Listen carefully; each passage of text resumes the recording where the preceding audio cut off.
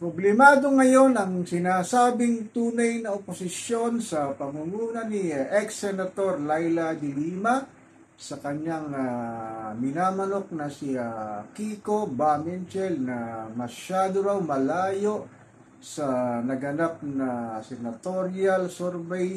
sa ating bayan. Ay nakakalungkot lang itong sinasabing Kiko Bamenchel, lalo na si ex-senator Kiko Pangilinan at si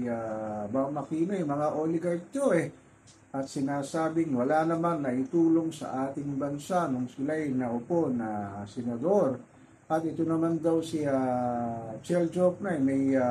magandang edukasyon at galing sa pamilya Jokno, pero wala daw appeal sa sambayanang Pilipino na sinasabi ni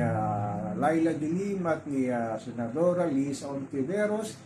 Ito raw ang pantapat nila sa Duterte sa pangunguna ni Digong, Pulong at Bastes sa midterm senatorial election sa susunod na taon. Ating masang Pilipino talaga grabe din sa pamimili ng ating mga senador. Pagka sikat na artista, sikat na personalidad, yun ang may posibilidad na manalo at hindi sinasalang-alang ang kahirapan nangyayari sa bayan, lalo ni si Juan Pasang Cruz na hindi na alam kung saan kukunin ang kanilang pagkain sa 3 beses sa isang araw para ihapag sa kanilang hapagkainan. Ito na nga, itong mga senador na to na isa-isa na naglalabasan at sinasabing tatakbo sila sa senatorial race sa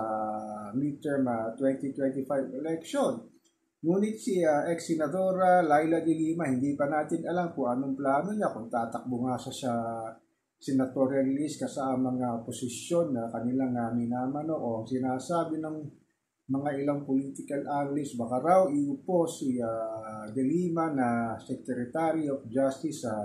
susunod na ilang buwan sa ating bayan. Kaya nga hindi mo nga alam kung sino ang tunay na oposisyon. Ang sinasabi naman sa grupo ni Sara Duterte, siya raw ang bagong opposition leader. Talagang walang nangyayari sa ating bayan na lugmok na sa kahirapan, sa mga walang humpay, nagpagtaas ang presyo ng bilihin, serbisyong publiko, pagtaas ng crudo gasolina, inflation at kung ano-ano pang na nagiging problema ngayon sa pamamahala ni PBBM sa usapin ng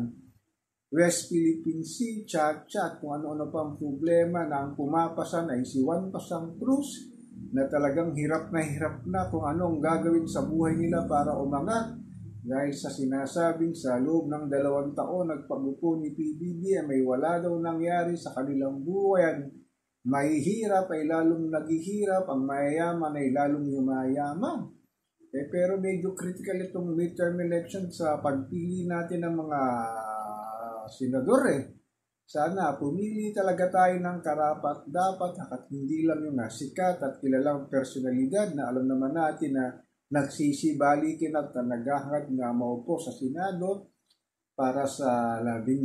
upuan sa Senate. Sana lang naman ay matuto na tayo ngayon kasi pag hindi talaga tayo matututo, wala na tayong aasahan pa sa ating mga pinipiling leader na pang sariling interes at interes sa kanilang political career, interes sa kanilang mga negosyo at interes lang para sa kanilang pamilya at walang naitutulong na magandang batas para sa mamamayang mahirap, lalo na si Juan Pasang Cruz na patuloy talaga na hindi na alam kung anong magandang kinabukasan ang gagawin nila para sa kanilang pamilya, lalo na yung mga taga-Tondo sa Hapilan na patuloy na kumakain ng pagpag na nakakuha sa mga malalaking fast food chain, sa mga naglalakihang hotel and restaurant para lang mairaos ang kanilang